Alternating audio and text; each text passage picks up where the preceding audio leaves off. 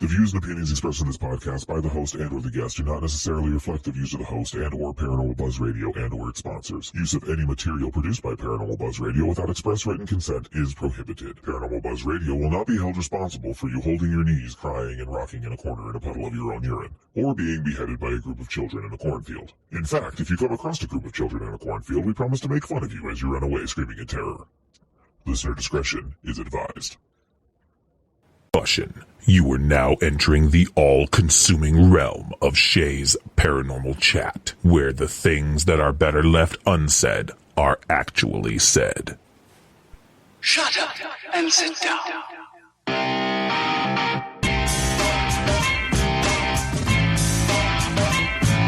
You're listening to Shay's Paranormal Chat. Paranormal podcasting done Shay's way. Tons of fun. Dude, seriously? A bit sarcastic. Hashtag investigator, not hunter. But always real. Hashtag data, not evidence.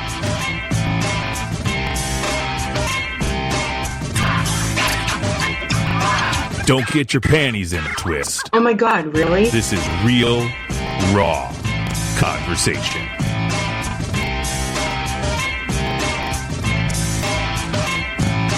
Ladies and gentlemen, welcome to the show.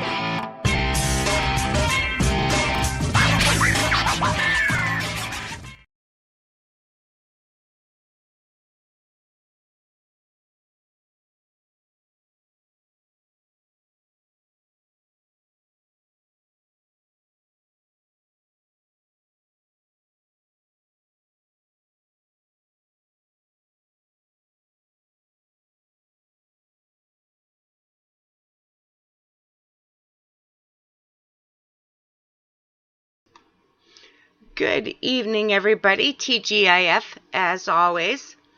I am so excited to be doing part 2 of Wilson Castle tonight with my new, but I consider them good friends, brand new friends, but very good friends, Brian Weaver of GhostNet, GhostQuest.net, and Kelli Donovan. I am so excited that I can't even get their names out right. It's all good. Hey, hi guys. Hey, I screwed up everybody's name on the last show, and they're all personal friends of mine. That makes me feel better then. Yeah. I screwed up Matt's name. I screwed up Jeff's name. I screwed up everybody's name last week because I was so excited. So, we'll fit right in. Yeah, obviously, I think you fit right in. I really do. I don't care what you call me. Yeah, well, there's a few names I don't want to be called, but other than that, Some of those names that we picked up at the castle, yikes. Oh, yeah, and I should be used to those, because I'm called them normally. So, a couple quick shout-outs here. I like to do the first shout-outs of the night. Of course, we have, hello, Matthew. We have Matt in the house, of course. We have Darren. We have Mama Deb. We have Brian. I see you in there. That's me. And I do this because I interrupt guests during the night to give shout-outs to people because at the end of the night I have trouble scrolling way back, so I can't always give shout-outs at the end. So whether you're listening now or if you're listening later, thank you. We really appreciate it.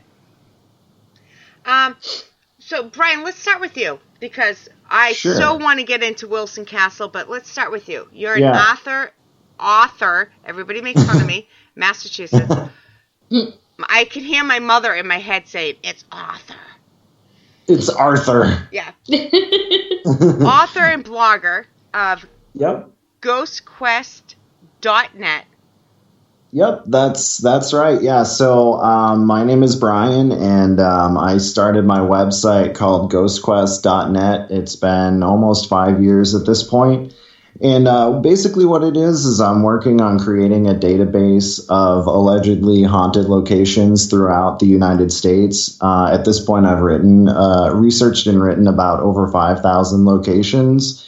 And I'd say I'm probably less than a fifth of the way done. So I have a blog and a YouTube channel and stuff like that. So that's who I am, and that's how I met these guys, and here I am. Yeah, that was a lot shorter than I thought it was going to be. Oh, thanks. I have a reputation at this point for talking too much, I think. Oh, me too. Man, let me tell you. Me too. They can't shut me up half the time. Yep, same here. So, what is your book called? You have one published so far, if I'm... Right. Yep. Okay. So I just published in June my first book. It's called The Folklore and Haunted Locations Guide, New York. And it lists over 300 haunted locations, urban legends, folklore tales in the state of New York.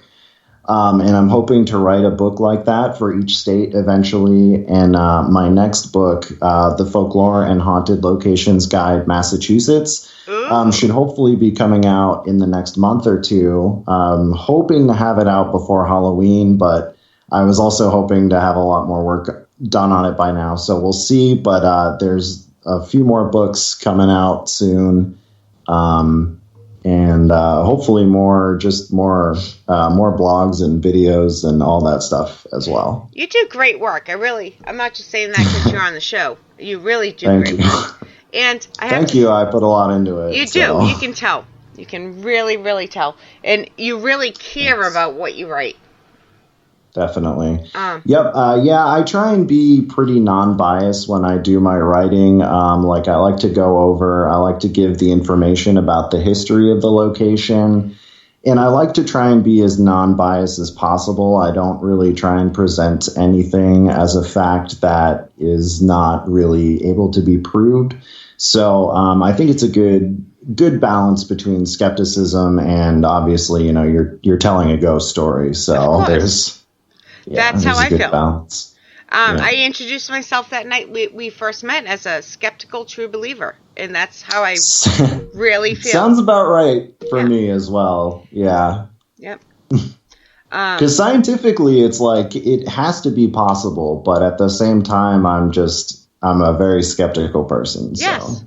I'm skeptical of people.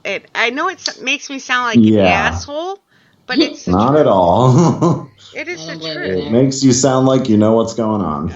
Yeah. And I'm so happy your next book's Massachusetts. I'm an original Mass. Yeah. I was born same here. I was born in Mass and raised in Mass. So I was born in Waltham. Yep. I was born in Malden. Walden, okay. Oh, nice. Yeah. So. My cousin goes to Walden Pond all the time. I don't know if that's the same. No, Walden. Malden, Mass, near Boston. Oh, Malden. Yes. Gotcha. Okay. See, it's a Mass and New Hampshire accent. I can't even say my full name. I really can't. It's a running joke on the show. I really can't. My Massachusetts accent only comes out when I'm like really mad and yelling. So. And when you swear, right? Yeah, pretty much. My daughter, who never grew up in Massachusetts, my youngest, Caitlin, she swears, and you would swear to God she grew up in Mass because she sounds like a Massachusetts person. That's funny. That's so funny. All right, so are you ready? You want to get into Wilson a little bit?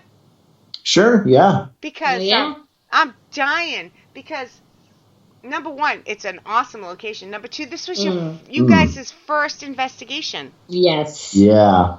Mm-hmm. So. It was. When I was in college, I started getting interested in watching ghost hunting TV shows, and I'd gone to a few places, but this is the first time going with you guys. It was awesome because you guys have all the gear and how to use it. And it was a really awesome learning experience to just see how it all works and kind of get inside the mind of an investigator. Like, here's where I'm going to set this up and here's why and here's what we're going to look for. And it was really interesting. And thank you guys you and Matt again for inviting us to go along. It was such a great experience. Definitely. It was like being in an episode of Ghost Hunters. Oh, it was awesome. And you guys fit in so well. I can't even, people, Yeah. I'm not just saying that. You guys really, really just. Yeah, like, it was like meeting up with old friends. It was really good. It really I had a great time with all of you. I'm always nervous about meeting new people because it's, people can be weird sometimes, but I felt like we really fit in with you guys, and that was really nice. It was such a good time. I mean, everything about it, from the company and the location and the evidence that we got, it was just such a great night. It would have been awesome even if nothing had happened. Like, you guys were just so fun to hang out with. Yeah. And even just looking around the house, I've said this to pretty much everyone I've told about the place. It's like I could just get lost in there for a week and just look at every nook and cranny of that house, because it's all just so historical and interesting. And some of the stuff they have on display there is just so cool. It really is. So our first question from chat is from Darren, and it kind of goes, before we get into anything else, you started, Brian, to kind of answer it, but I would like both of you. So if Brian, if you want to finish yours before Kelly answers, what got you into the paranormal? Okay. All right. So as I said, I'm kind of a skeptic. But what got me into making my website, where I write, I've started writing and researching about these places. And really what started interesting me about all of this is that, like I said, in my late teens, you see those TV shows, and sometimes they'd go to places that were like near me or in, a place that I've been. And so that got me curious. So I started reading a lot online about, allegedly haunted places near me in my home state of New Hampshire. And just hearing about some of the locations there, it was so interesting to me, because it was like, you hear these little tidbits of history that happened in your area, and then it's like, well, there's a ghost story attached to it. And it was just so interesting. And unfortunately, there weren't really a lot of websites that were kind of dedicated to that type of material. So I felt like it was kind of a niche that needed to be filled in the community. So that's what made me start my website. Kind of a combination of interest in the subject and, not having... I wanted to read more, but there wasn't. So Right. How about you, Kelly? Well, I grew up in I'll use the word allegedly here, an allegedly haunted apartment complex. That's my word. You can't use it. From a very young age, I remember just experiencing very, odd things that had no logical explanation. Windows and doors would open by themselves with no breeze.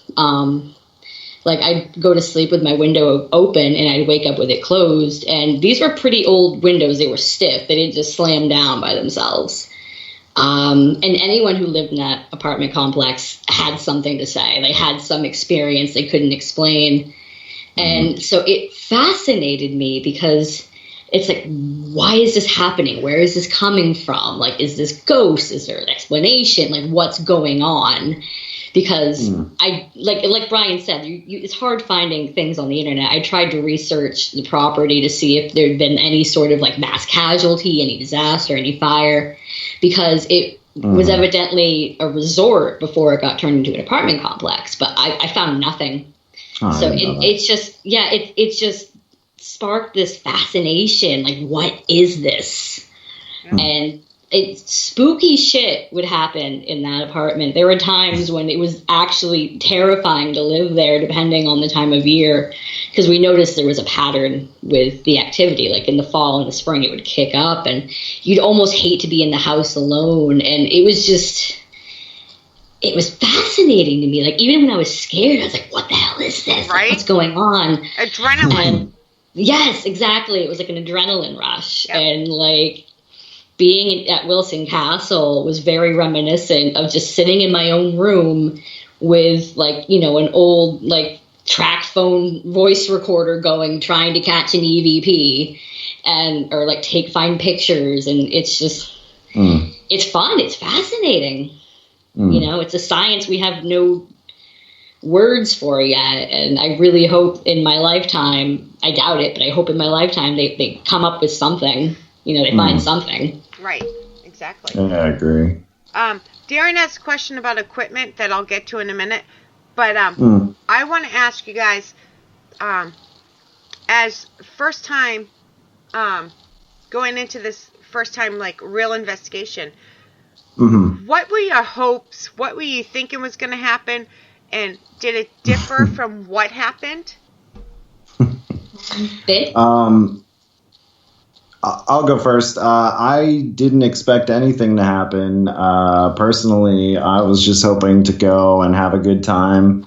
I really like history, and I really liked looking around the building. And if that had been it and nothing had happened, I'd have still been had a great time. It's awesome just to walk in there. That made my day. To walk in there.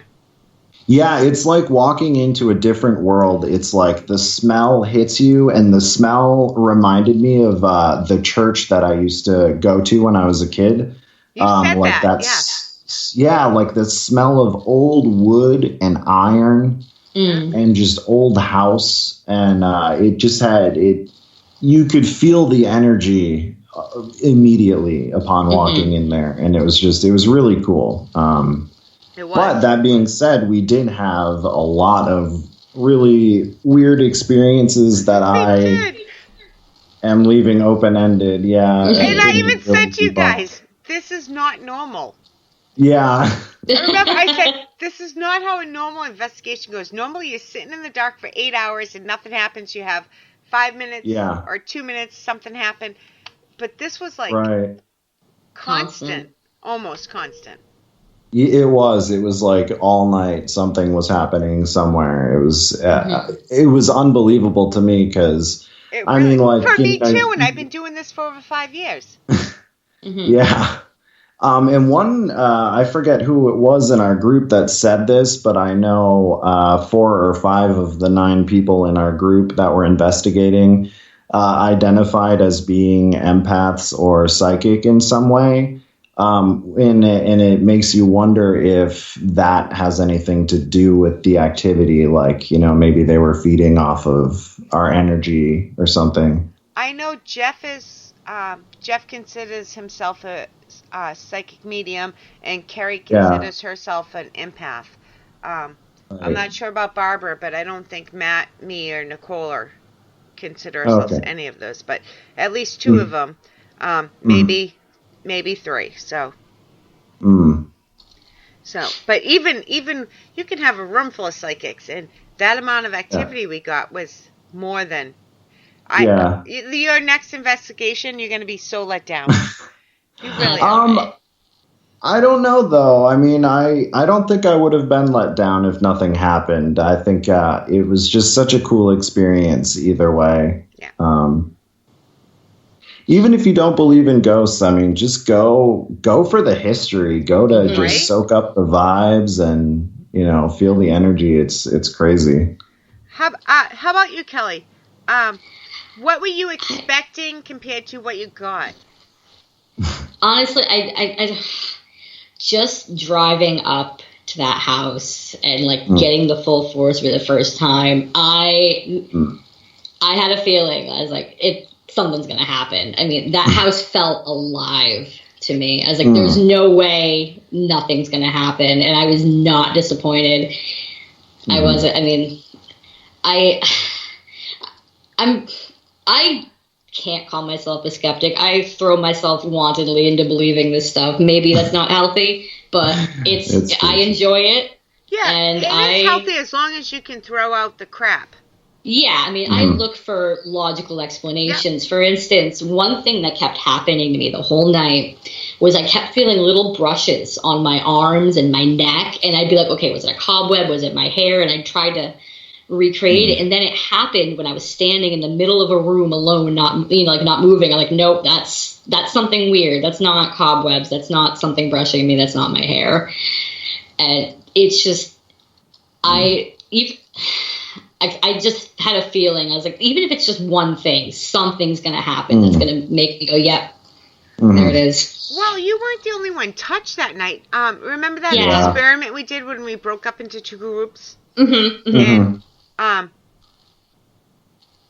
I was sitting on the bed and I just looked over and I said, you guys are going to think I'm crazy, but something's messing with my hair. Like, it was parting my hair. And that was bad enough. And I'm like, this is so weird. But then after the experiment was done and Barbara came outside, she's like, I was sitting on that bed and something was playing with my hair. And I was like, whoa, she had no idea it had happened to me. It was such a good experiment. Yeah, it was. Yeah, that was definitely cool to see, because we did, both groups experienced pretty much the same activity in the same rooms. Yeah, and both is on video. Both. Yeah, I wasn't expecting that. Yeah. That was so cool how that happened. We have some more experiments lined up for tomorrow night because we are going back to. Unfortunately, you guys can't come. No, I'm working. Yeah, but we have some more experiments lined up, some harder experiments. Ooh. So, can you tell us what they are? Or is it yeah, we're going to use flashcards with the Estes method. Okay. Snap. And maybe without it, but at least we're going to do it with it. So the person, there's no way the person can hear what we're saying if we're holding up a flashcard because they have the earbuds. Like Zener cards or something else? No, I made them. Oh, okay. Oh, nice. They're going to be cool. picture cards. Simple things. Apple. Okay. Yeah. Red. Stupid, simple stuff. Good idea. Yeah. It's a really good idea. In case anybody from the 1887, I think is when the house is built. In case they can't read, because who knows back then. Right, true. Or who knows if they can read at all now, even if they could read then. So we're going to try it. That's so neat. Okay, Can't wait to hear what happens. Yeah, I definitely would love to hear about it when you guys do that. Yeah, I'll definitely let you know. I'm trying to read the chat, but as everybody knows, I broke my glasses a couple weeks ago, so I have trouble. That sucks. Oh yeah. Yeah. I don't know what I'd do without my glasses. Same. It's been so long now. I'm starting to get used to it, so I'm doing better. Yeah. All right. Darren has another question, which is really good. We can start off with this. What was your favorite piece of equipment from that night or experiment? Either one. Okay, so I'm not like a paranormal investigator. This is pretty much my first time. I gotta say, my favorite piece of gear that we used was the spirit box. I think Matt had an SB7. No, somebody had an SB7. Nicole has an SB7. Matt will put it in chat if we give him like 20 seconds. He has that boombox spirit box. Right. Yeah, it's like the boombox. That was a cool one. But I'd always been curious about those and, the concept behind it where, it switches channel frequencies and it's always been an interesting concept to me. And I was always curious about just to see it in action myself. Yep.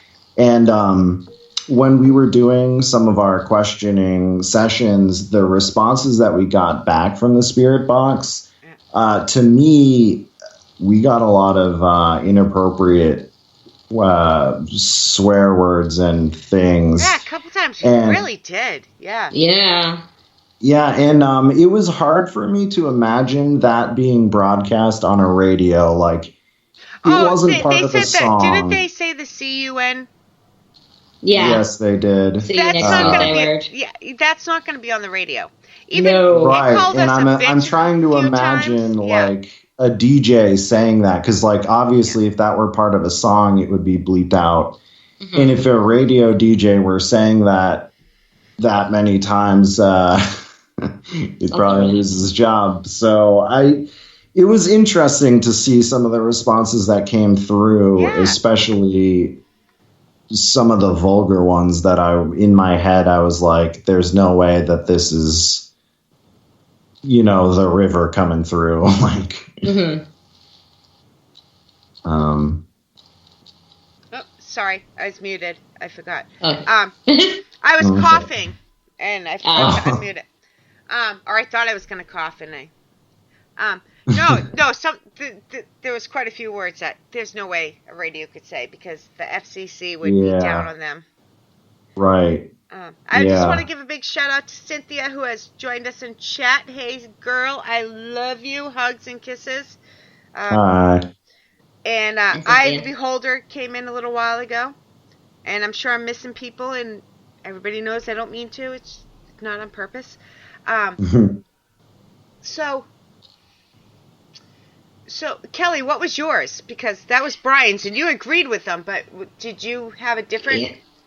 I have to agree. I thought the spirit box was really neat. Maybe even, not necessarily just the spirit box, but what was the name of that app he had on his phone? The Necro we were using Necrophonics. Necrophonics. Yes. I thought that was really cool, because I'd never seen a phone app before that didn't access your microphone. It doesn't. And I told you guys a story. I didn't mean to interrupt you, but that's fine. That's kind of what I do. Nicole and I started using Necrophonics and Spiritus. They're both, Necrophonics is easier to use. But we we're like, because people kept telling us, Cynthia, who's in chat, Kelly, and a few other people kept saying, no, you gotta try it, And we're like, apps, fuck you, they suck. Yeah, that's always been my thoughts so we're as well. We're gonna use these, and we're gonna prove these people wrong. Even though they're, some of our closest friends, we're like, we're going to prove you wrong. And we got some personal crap over those the first time we used it. And you don't have permission to for the microphone or anything like that. It's not a word bank. It's phonetic sounds only.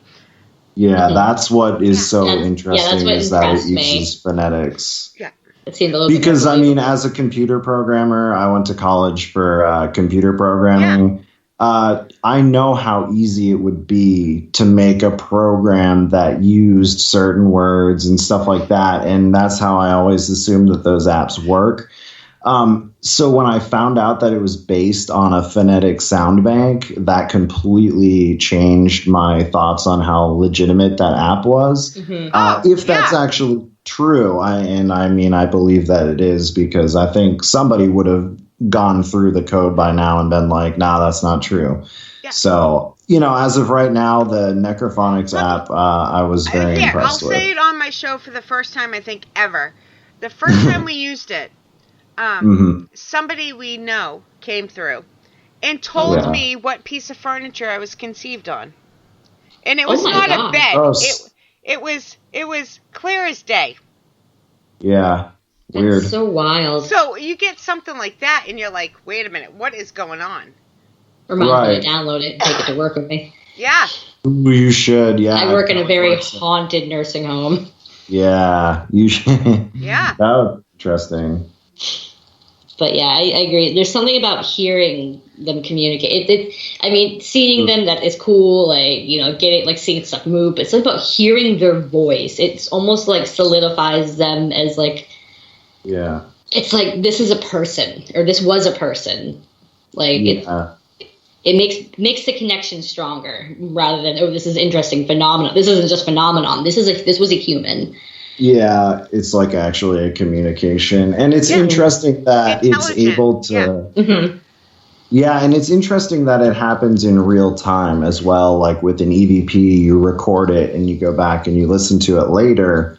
But these responses that come through are they're immediate, which is interesting. Very, I think. So it definitely allows for better communication between yourself and the spirit, because it's you don't have to go back and listen. And if they said something, it's more like having a conversation than whereas like an EVP is more like sending a letter in the mail. You get the response, but like exactly, it's real time. Yeah, not the EVP. Everything the spirit box is real time. You hear it instantly. Yeah. Right. Yeah, that was super cool. Yeah. I just have to say this, Darren. I did see your comments in there. No, I will not say it. Yes, the show is explicit, but I do not like the word, so I won't say it. But thank you for asking. We didn't like the words either. I feel like as soon as that all started coming through, people started getting kind of uncomfortable. Because it was like, it sounded very angry. And it was so unexpected too. Like, they don't show that on Ghost Adventures. They don't show them saying like the most vulgar words you can think of. Right. So that took me off guard quite a bit. Yeah, it was definitely unexpected. One time at an asylum, my sister Kelli and I, something came over and it called me. I was bending over because I have a back injury, so I was like stretching, and it came over. It said "slut," and I said, "Hey," did you just call me a slut? And it said, "No, sexy." Oh my goodness! I'm like, there's no way a radio station will say this stuff. Right. Yeah. And I don't think it picks up satellite radio, so that's... Yeah. Even so, you have satellite radio in your car. They'll say anything on satellite. That's why it's painful. No, it's not satellite for sure. Yeah. No, I don't think it would be. All right, let's see. We have another question in chat. What is your do you have any paranormal fears? Sorry, what? What scares you the most about the paranormal? Do you have any fears. like fears or phobias? Well, for me, I mean, I'm kind of a skeptic, so maybe I have less fear than I should. My biggest fear about going on an investigation is going into a place that has like asbestos or something like that. Like I'm going to get sick from going in there. As far as like paranormal stuff, I mean, there's always that fear that, you know, if a ghost could, attach itself to you or something like that, like it's cool to be able to experience this when I want, but what if I could never get rid of it? What if, it haunted me forever? That's kind of a scary thing. Or like, I guess being cursed. Like, I know one guy who does a different podcast that took a brick from Dracula's castle. And that was his first mistake. Yeah. Yep, I agreed. I know somebody else that took a brick from a castle. Yeah, ever since he's had very bad luck. He was in a car accident and almost died, just all this stuff. But, something like that, just like that you can't control and that you can't fight back against, like that's always been a fear of mine. Yeah. Because it's like, I'm not really afraid of people. Like, I mean, if someone wanted to try and come fight me, I'd be like, whatever. But it's like, if a ghost decided to try and hurt me, like, what could I really do to defend myself? See, I'm the opposite. I'm more afraid of animals and people than I am of paranormal. Right. Well, yes, I agree with that. I really But it's like... Yeah, no, I definitely, I agree with that. But it's like, what I'm saying is, if I had to choose between fighting one, it's like, how would you fight against ghosts? At least a person eventually has to go away. Mm-hmm. Yeah, true. How about you, Kelli? Do you have a paranormal fear? Poltergeists. They scare the crap out of me.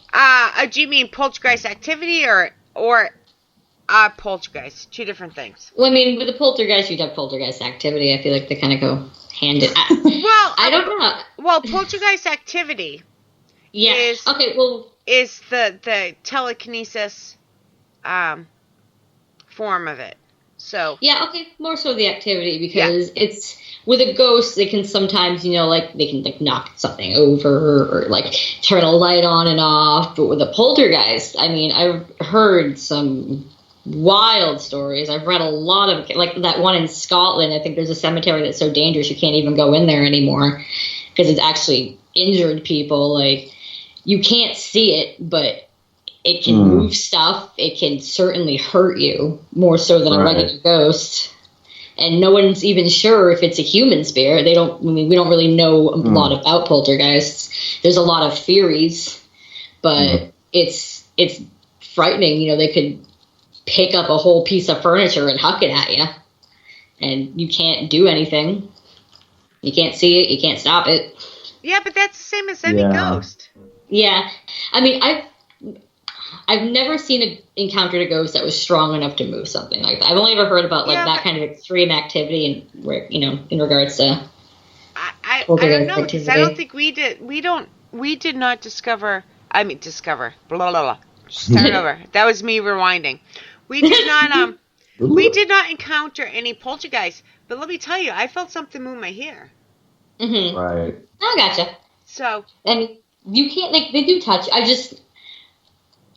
don't know, just all the accounts I've read of poltergeist activity versus the accounts I've read of haunting. One seems more extreme, in my opinion. Poltergeists seem like they kind of enjoy messing with people more than a regular ghost. Again, there's two different forms of poltergeist, so it depends on which one you're talking about. The actual definition of a poltergeist is just a noisy ghost. A noisy ghost. Right. Yeah. Poltergeist activity is actually telekinesis, and somebody's emotions are setting it off, which makes the shit go haywire.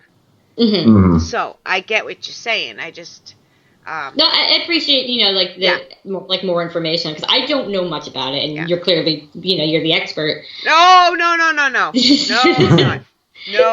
Well, more so than I am. I'm not very That's well why it's called Shay's Shit Show. I am not an expert. I learn a little bit more every time I do a show. That's what's fun, though. It's being part of the paranormal. It's like you're always learning something. There's always a new theory, and whenever a new scientific discovery comes about, sometimes it's relevant and it can be applied. It's cool. And every time I think I have my mind made up about something happens or somebody comes along, and I'm like, oh, yeah. Okay, I just changed my mind. I have no problem changing my mind. Because none of this, we have no proof of any of this. We're all learning. All of us. So. Yep. Yeah, and that's important, is like, I feel like some people that get into the paranormal, they look for evidence to back up what they already believe. Yeah, and you can't do that. Yeah, you really have to have a healthy mix of skepticism and open-mindedness. So that's what makes it fun. Yeah, I think so. Yep. All right. Here's a question for you, and you can pass if you want. Okay. Oh boy. Oh yeah, Darren, the question master. One of these questions. How do you feel about pregnant women going on investigations and the chance of women or the baby getting possessed? Let me tell you, I've passed on this question every time he's asked me. So it's not the first time. Yeah. Well, I mean, do you think the fetus can get possessed? Is that? Well, that's a tough question. And first off, I'll just say I see a lot of people do a lot of things that I don't agree with and that I wouldn't do, but I try and not be super judgy at the end of the day. As for whether the unborn child could be possessed, I have a hard time imagining that, but I do think that something could happen, like something to compromise the baby, for example. Like enough if a stress ghost on the woman could compromise. Right. Yeah. Right, yeah, like if the ghost, a lot of people will have like an anxiety attack or like, something like when we were all in the servants' quarters at Wilson Castle and Barbara felt like she had vertigo and she felt like she was having a heart attack. Three. Yeah, massive panic attack in that room. I think 3 people had to leave the room. Yeah, Kelly, Barb, and one person from your group as well. I think it was Matt was. Yeah. Matt and Carrie? Was Carrie in our group? So Yeah, 2 people from Barb each group. wasn't in our group. She was in the other one, so I meant ours. Right. But yeah. Yeah, Barb had it the worst in our group. But I'm imagining you weren't in our group. No, me and Kelly, Jeff, and Barb went in a separate group. Yeah, sorry. Okay. Ooh, question about shamanism. That's one I would like to answer later. But let me finish this question. Yeah. So, I definitely do think it's possible because, like, even without a ghost, being exposed to like extreme stress and stuff like that, it can have an effect on the baby. So I do think it's possible. And I think that if anyone is pregnant and wants to go investigating, use good judgment and be careful and maybe do a cleanse when you come out. Yeah. But who are we to tell her not to? That's my whole thing. Right. That's why I have problems with the question. Yeah, that's what I'm saying. Yeah. It's like I like to let people do what they're going to do, but if I perceive it as being dangerous, I'll definitely advise them to be cautious. And Matt said in our group it was Carrie, Dawn, and Matt. So. And if you see a question you want to answer, go ahead and ask it, because my lovely co-host Kelly McCarville could not be on tonight, so I'm by myself. I'm used to having help, so I'm missing a lot in chat. Okay. Go ahead. I'm curious to what Kelly thinks, though, about the last question. I mean, kind of agree with you, Brian. I mean, I feel like it's up to the discretion of the person in general. They know themselves well enough to know how they react under, certain stressors, how they react in an investigation. They probably know the history of the location they're going to. I don't typically like to police what people do or feel like it's my place to, whether I agree with it personally or not. But yeah, do we have the right to do that? I feel like it's, I feel like we should trust people to know what is and isn't safe for them. And it's their pregnancy, it's their baby, it's their body. You don't have to lock yourself in a cupboard when you're pregnant anymore like you did in the 1800s. Yeah. So I don't have a long answer for it. No, I agree with you, though. Brian, that's longer than my answer, because I always say, I'm not pregnant, and that I have no right to say otherwise. Yeah. That's my answer. I personally am never going to be pregnant, so I can't really tell pregnant people what they should and shouldn't do. Yeah, that's kind of, because I don't know. All right, let's answer the shaman one. Mr. Darren Buss. And Darren, I'm sorry I didn't call you. I should have. Thank you for the offer. But he wants to know, what are your views on shamans and what they bring to an investigation? So, I don't really know. Well, I've never been on an investigation with a shaman that I know of, unless one of you guys was and didn't tell me. Nope. But I do think that there's a very strong connection between the spirit world and shamanism. Trying to think of how to say this without saying too much, but in my experimentation days with, psychedelic drugs, I definitely felt that there's a connection, I think, to the third eye and to psychedelics like mushrooms and the other substances that shamans would use, like peyote, for example, and there's different cultures have different types of shamans. Like Native American shamans are going to be different than shamans in South America and Peru, and there's different rituals and all that. But I think that it definitely it connects you. It forces you to have that connection that maybe psychic people have all the time. But I think certain substances, in my opinion, can definitely really help you tap into that frequency. Like, for example, DMT, which is dimethyltryptamine. It's a substance that the human brain produces naturally. It allows you, it's what controls your perception of color. It's what makes you dream at night. And that's also the main chemical in peyote and like other psychedelic drugs that are used for shaman purposes. So in my opinion, there is a link. There definitely, I don't have the science myself to say what it is, but I definitely think there is. So see, I have the shamans I've interviewed and know Coyote Chris Sutton, who I love to death. He's one of them, but all the ones that I've interviewed on air don't, including Chris, do not do hallucinogens.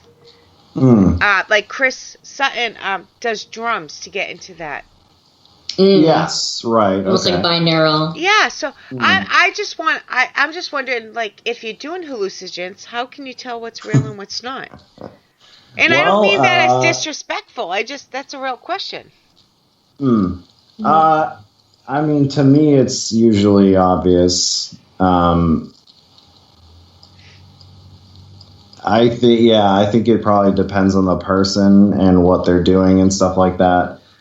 For me, it's like I've never had an experience where I've like tripped out. I've never done hard drugs. I don't know. I've never done. I'm not a drug person.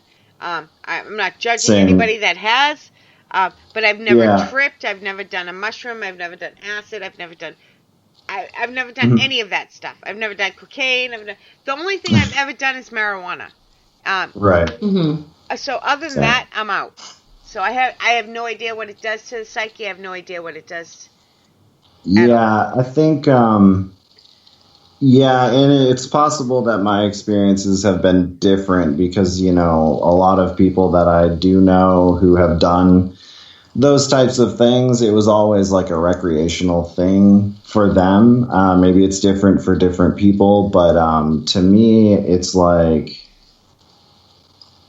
I mean, like I've never heard things that weren't there or seen things, but it to me it pulled me into a Zen zone where I just felt really connected with everything, and to feel the vibrations differently. I don't know. It's hard to explain, but I definitely think there's a connection. And I didn't realize that you mostly meant because there are different shaman methods. No, thinking I didn't mean any. That's what he was asking. But most shamans, not most, but a lot of shamans do that. So no. So I totally knew where you were coming from. I just haven't had the opportunity to interview those ones. Right. Excuse me. Sorry. Matt wants to know how many clowns can you fit in a Prius? Oh my god. What? I don't think that was a question for us, but it was funny enough to read on air. I think you need 3 Priuses per clown. I think that's how it works. Oh, there we go. Sounds good. Kelly, did you have an answer for that, or are you? I've been trying to think of. If not, you don't have to. It's up to you. I mean, I've never personally met anybody that is a shaman, but I imagine if you brought someone with that kind of connection with you doing an investigation, I think it's bound to bring about some kind of reaction or event, because they are so connected. These people are so so connected, so in tune. Yes. And when you meet people like this, I've never met a shaman, but I've met people who've had a very strong psychic presence, and they almost act. It's almost like a static cling between them and any activity in the vicinity. They just it's drawn to them. They're almost like. It's almost like there's a big, like it's a big blackness, and this, the shaman or whoever comes along, and they're this burning light in the darkness. Something's like bound a to be attracted. Like a beacon. Yes, they're like yes. Yeah. And I mean, blinky, I'm not a blinky. Shaman. Yeah, I'm not a shaman, but I've had a lot of.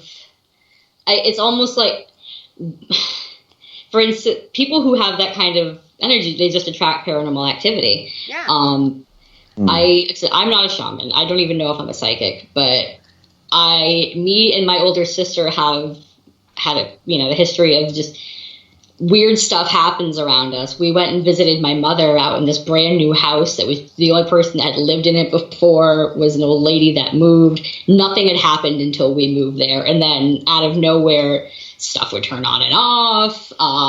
They'd hear voices and noises. And I feel like if someone who's dedicated their time and their life and their energy to being connected with that kind of activity, I think it's bound to get a reaction. Yeah. And one more thing I want to add about shamanism, and you guys were talking about like the drumming and stuff like that. It's like, if you've ever seen or used those like bowls that you like put a wooden thing around. Singing bowls, yep. And in my opinion, it has to do with frequency, and like if that puts your mind on that frequency, then I think that could really open people who aren't usually like psychically aware. It could like put them on that frequency where they're more so psychic than they were before. I think there's definitely some science to it that we don't understand. But I do think that, shamanism is, it's a valid, I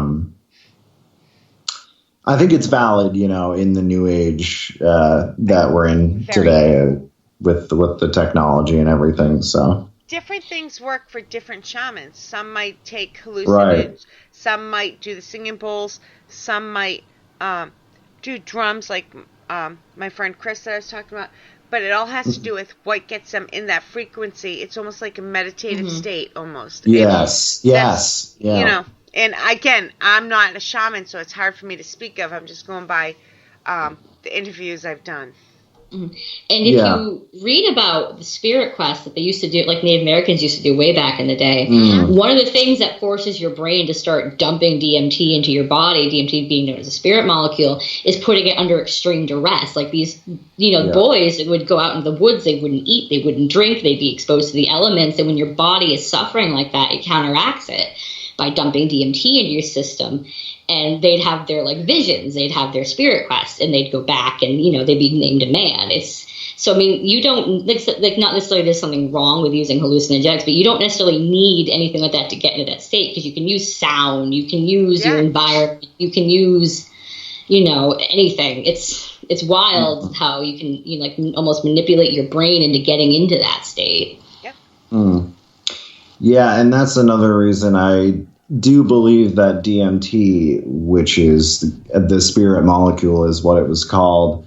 I do think there's definitely a connection between the spirit and that molecule, because one of the things is that when you die, your brain releases a massive dose of that into you. So like that's why. And some of the side effects of DMT as a drug are you have out-of-body experiences, you'll have flashbacks to earlier points in your life, which is when people have a near-death experience, that those are the things that they claim to have happened to them. So in my opinion, there's definitely a connection, and I think they started studying it more in maybe sometime between 2005 and 10, they started doing a little research into it. So yep. Hopefully we'll have answers. So our hour is just about up. Are you guys in a hurry? Yeah. Huh? No? No. I don't have anywhere else to be. All right. So we're gonna take a very quick break here then. Okay. Like a 2-minute break, and Sure. then we will be back because we have tons of questions in the chat I haven't got to. But, Oh boy. Okay. I thought I was going to have a co-host tonight, and I don't, so I have something I have to do really quick. So I'm going to mute everything. And Okay. guys in the chat, give us a few minutes. We'll be right back. Yeah.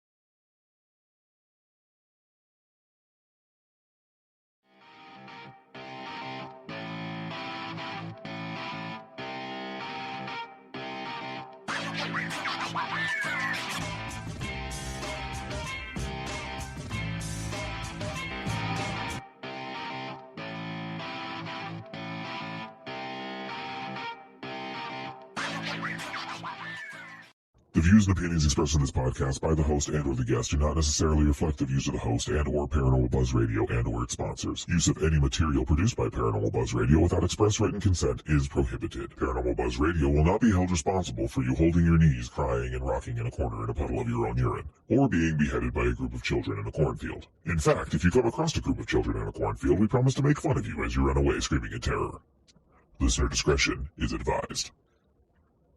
Caution. You are now entering the all-consuming realm of Shay's Paranormal Chat, where the things that are better left unsaid are actually said. Shut up and sit down.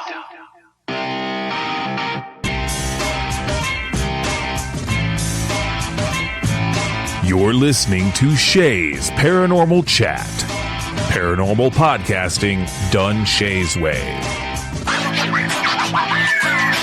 Tons of fun. Dude, seriously? A bit sarcastic. Hashtag investigator, not hunter. But always real. Hashtag data, not evidence.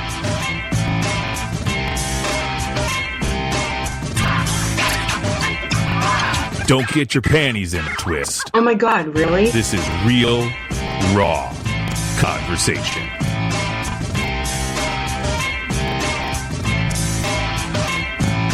Ladies and gentlemen, welcome to the show.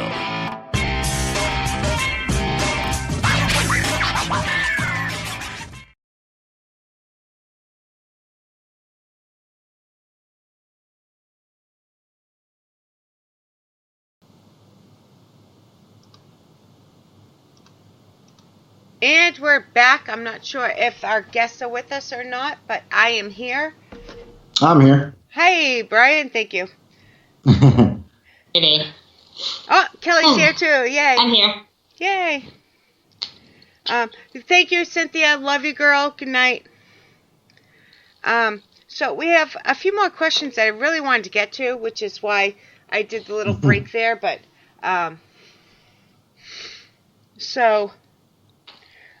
this one, if you can say yes, no, or pass.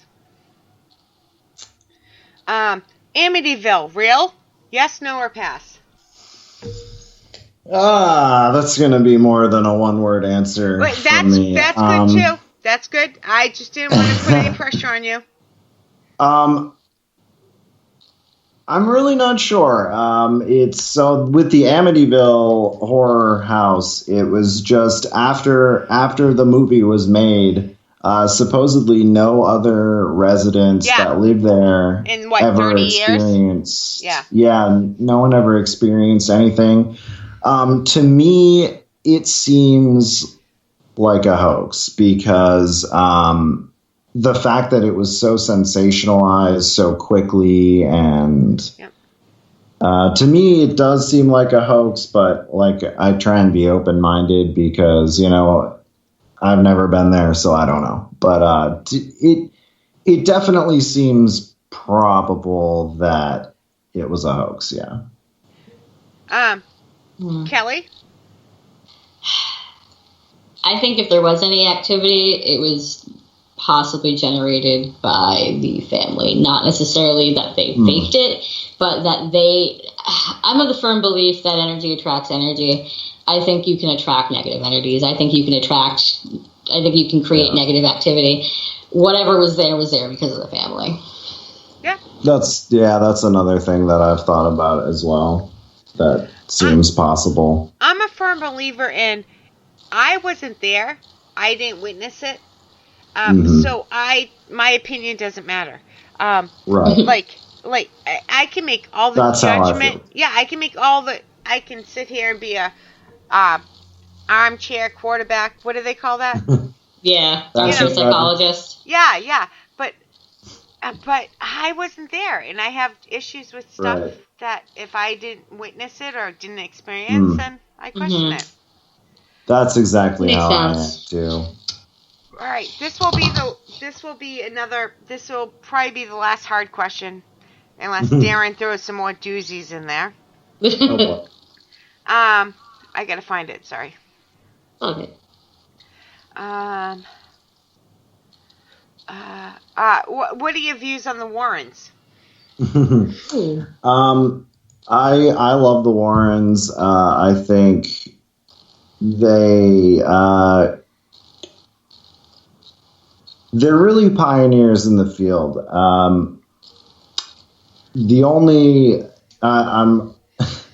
I'm guessing they left it open-ended for a reason. The only real issue that I have with the Warrens, and I'm not even saying it's an issue, is that they're very kind of theatrical about their ghost hunting, and they're also very Christian or Catholic about it, which is to each their own. But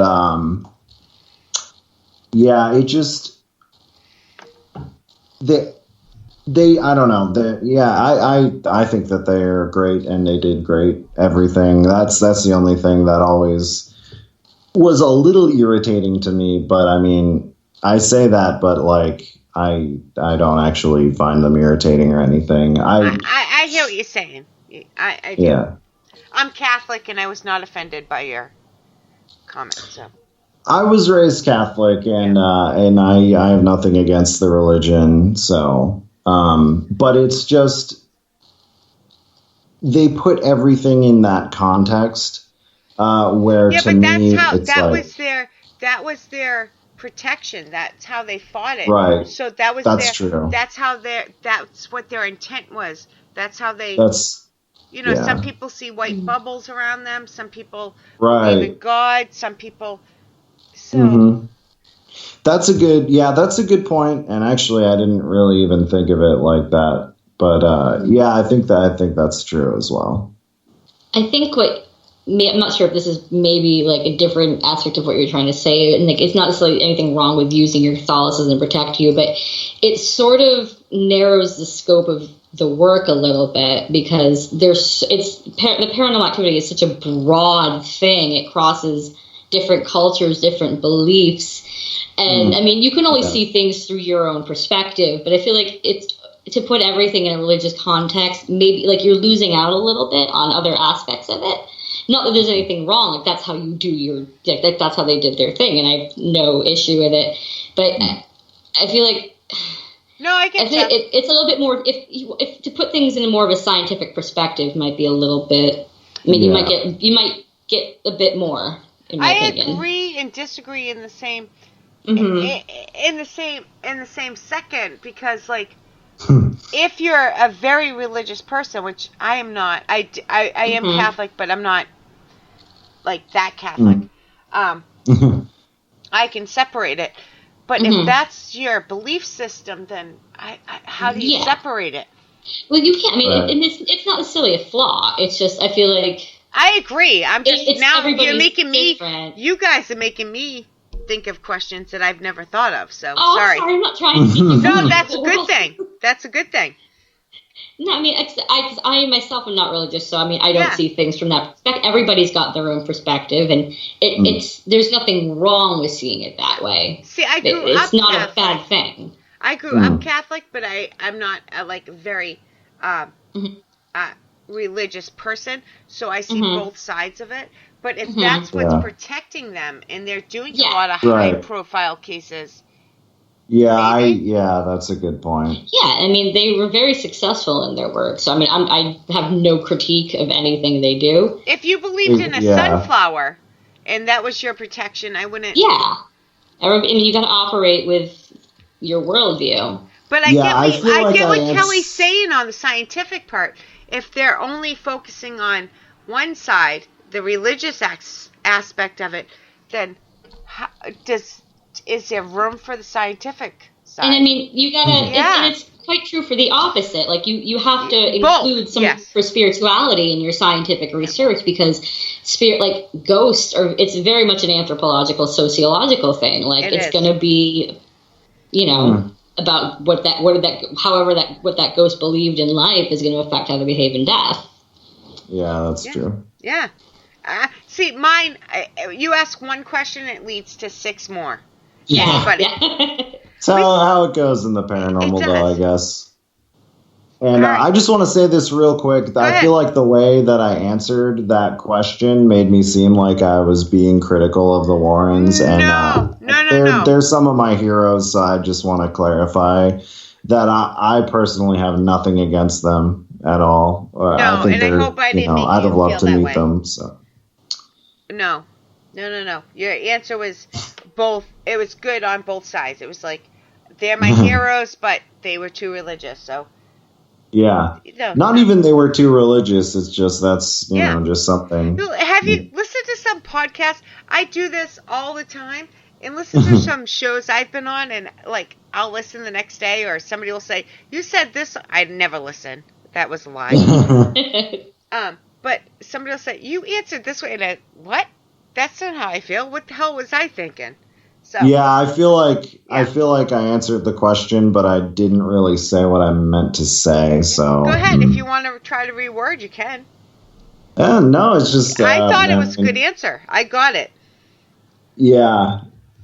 No, it's just the way the question was phrased. That's why I answered it like that. It's the good old Darren. All right, I have 1, 2, 3. I have at least 4 more questions written down. That's not even counting what I missed in chat. Okay. So we're going to try to get this done as quick as possible.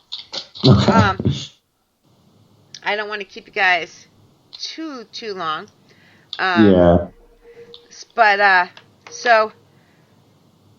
what are your views on haunted objects? Do you think objects can be haunted?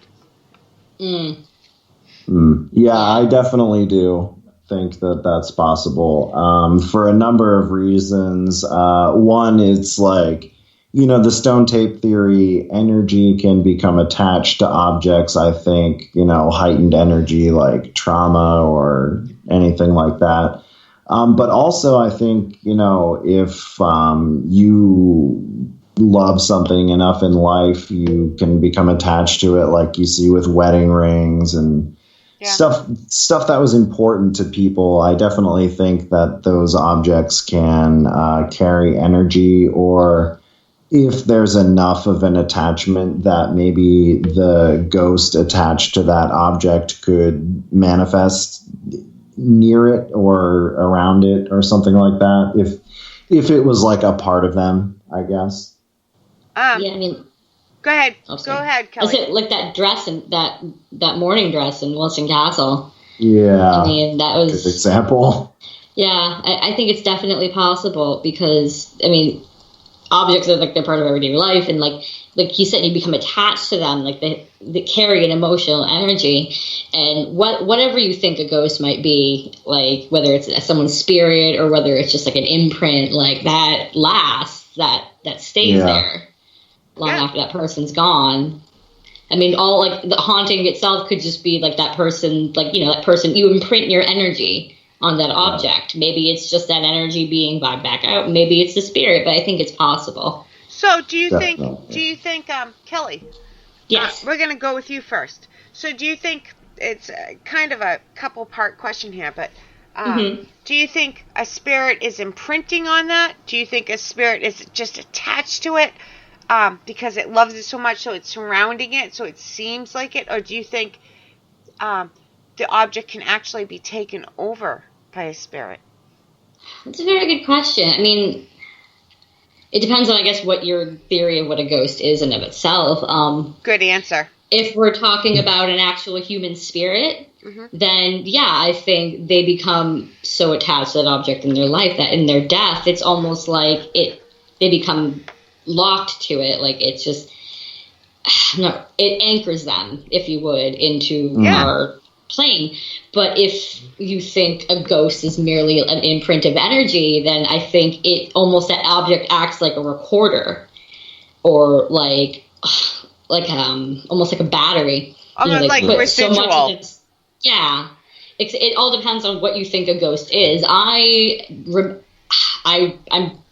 firmly 50-50 on whether or not it's a spirit or whether or not it's energy, because I believe in both. But I definitely, it's a good question. I can't really, it depends on what you think a ghost is. Yeah.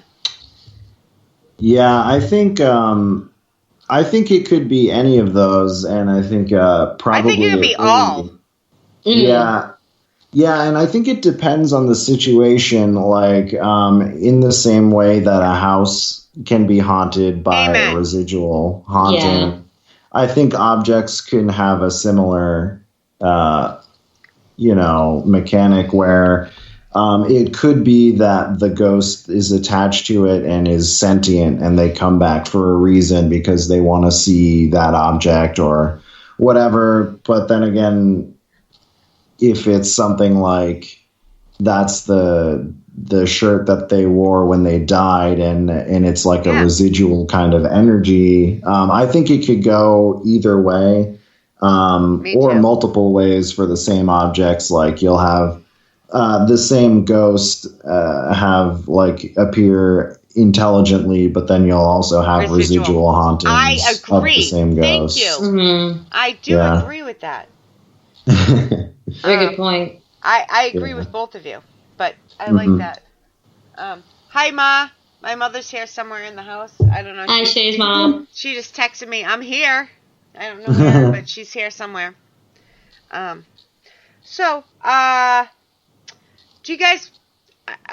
this one can go on, and feel free to say yes or no or answer in depth, because I'm trying not to keep you guys too long, but I want to get to some of these questions because you guys' answers are awesome. Yeah, go as long as you guys want. I mean, if you gotta wrap up, go for it. No, we get a little bit longer. I just don't.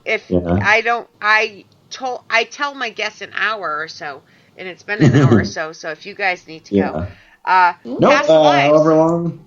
What are your past lives? See, Mama Deb says hi. She's in chat Hi, Mama too. Deb. Hi. What are your views on past lives? Do you believe in them? Yes. Oh, that was a quick yes. I think so. I think I do, because if you believe in the soul, it's like, if there's only one incarnation, it's like, what's the point, really? What happens? Like, and energy doesn't die. Right. So it can't be created or destroyed. Yeah. Yeah. I do think that past lives are a thing, especially because of those stories you hear of like a kid. Oh my God. See? Yeah, oh my that God. comes back. That's and what remembers. I always say. Go back and listen to my other shows, and that's what I always bring up.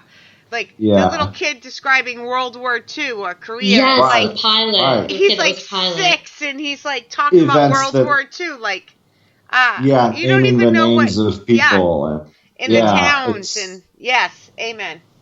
Yeah, even if it's not like a reincarnation thing, then you have to wonder what part of his brain is working that ours isn't. Mm-hmm. Right, or like if there's some type of like, I think it's called universal subconscious, where like there's like, there's just things that we know and can tap into kind of on a spiritual level. It could be that, it could be past lives, but I definitely think there's something bigger orchestrating all of it, you know? Mm-hmm. I do, yeah. I agree. All right. There's a theory that since we're made of stardust, we can almost, like, we contain the components of the universe, and we can almost tap into it like a Wi-Fi connection. I'm not sure how much science is behind that. I'll have to look into that. So, yeah, I mean, it makes sense if you think about it. That wasn't a bad thing, Kelly. I was just saying I've never heard that. So now I have to look into it. It's fascinating. It is. I mean, Yeah. we know so little. Like, we really Yeah. do.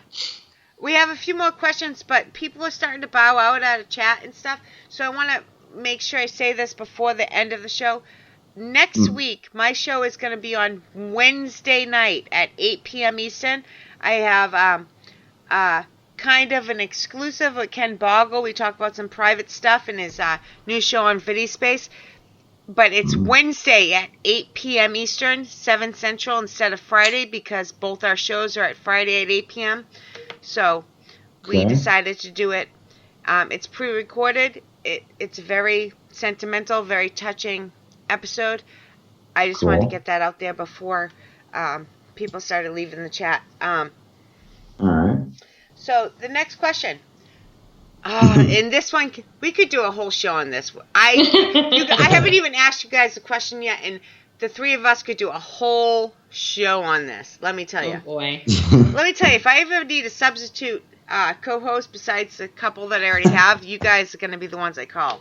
Oh, hell Yeah, yeah. there you go. I'd be happy to. What are your views on shadow people? And that's how the question was asked. Huh. Well, all right. So shadow people. So I feel like in most cases, shadow people are, negative entities. I feel like they are more so attracted to the energy of others more so than, they're like a ghost that haunts a place. I don't know what their purpose is or anything like that. There's a lot of interesting theories, like, are they Grim Reaper type of figures, or like, there's the Hat Man, which is like a shadow entity. There's different ones. And I think from what I understand about shadow people is that there's usually a reason that the person is seeing them. Either that the shadow person is observing that person for some reason, or like it could be that, in terms of negative energy, your negative energy is attracting negative beings that feed off of that. Like there's a theory like energy frequencies feed them, and they need certain energy frequencies, so they'll hang around people who are typically mentally distressed in some way, is a lot of the stories that I've read. But honestly, I feel like we don't really know enough for me to feel like I'm making an educated guess here. But Yeah, but you're willing to talk about it and willing to put your ideas out there. And by you saying, by what you just said, you were also willing to learn and change your mind. So there's no wrong answer when you go into it with that opinion or that attitude. And I love when someone presents me with a fact that makes me change my mind, because it means that I've learned something. So yeah, me too. Amen. Yeah. Yep. I change my mind all the time. So. Yep. Kelly, do you have a view on shadow people? I don't know very much about them, but from what I've read, I don't believe that they are spirits. I almost wonder, because it's scientifically proven that there are other realities or other dimensions. I almost wonder if I almost wonder if they're interdimensional, if they've somehow managed to like fleetingly cross into our, dimension, because there's something so other about them. They don't feel human, but they don't feel dead. It's I'd love to learn more about them, because they're both frightening and fascinating, because they're such an unknown. I think that could be different types or different kinds too. Yeah, like ghosts. Like I don't think you can sum it up with one sentence on any of it. Yeah, agreed. All right. 2 more questions. Mm-hmm. All right. We saved this one for last. Sorry, I'm taking notes. But what was your favorite activity or experience of the night at Wilson Castle? Favorite, top. Favorite.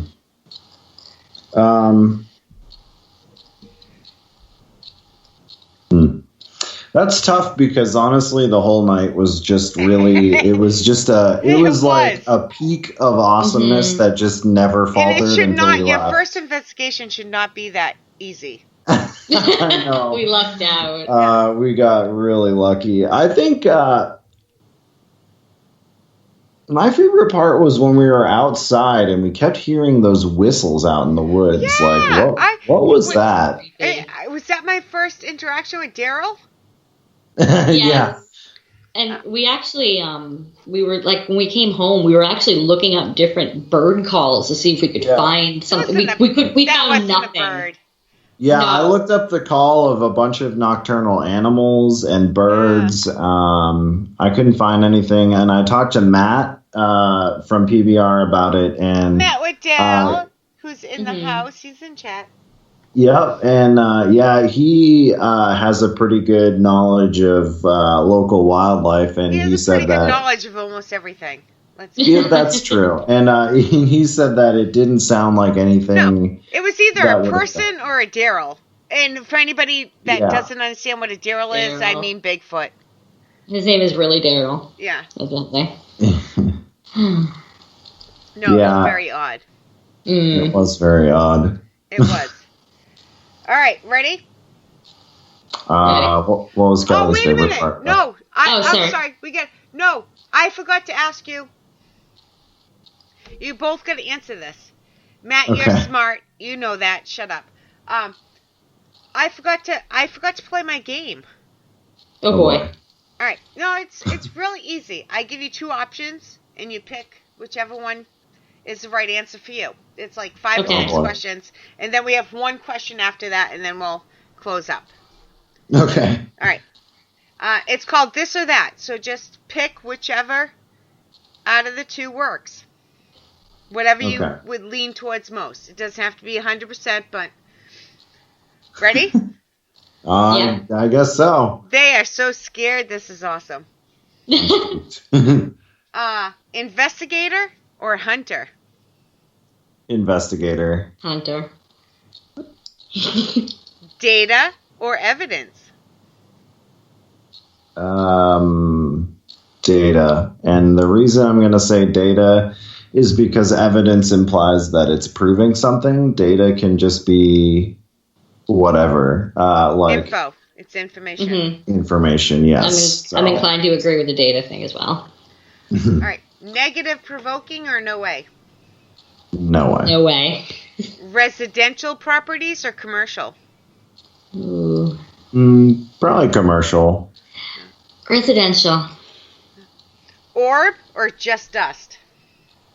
Dust. Sorry, people. Nope. Digital. I get so many inbox pictures of. No, I'm the same way. They know that. Trust me. They like me. Trust me. They know not to send me their pictures. I know. Digital recorder or video? Digital. Do you mean when you say digital recorder? Do you mean like a voice recorder or a digital audio? Video probably. All right, last question of this one. Demon or just an asshole ghost? It depends. I think a lot of the time, like probably 90% of the time when people think it's a demon, it's probably just an asshole ghost. I do think that demons, they're probably out there. They're slim. They're just, yes, I'd imagine so. They're probably rare. Yeah. That's what I think. So, all right. So, the last question of the night is one that Darren came up with. Oh, boy. And we ask it on every PBR show, I think. And I think other networks ask it now, too. Darren can correct me if I'm wrong. And my show is marked explicit, so feel free to answer this any way you want. Oh, Jesus. We've had some famous people say some really weird things. Oh, jeez. Okay. You ready?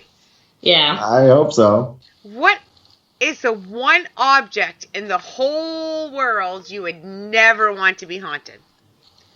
Okay. Probably my car. That's a popular answer. Yeah.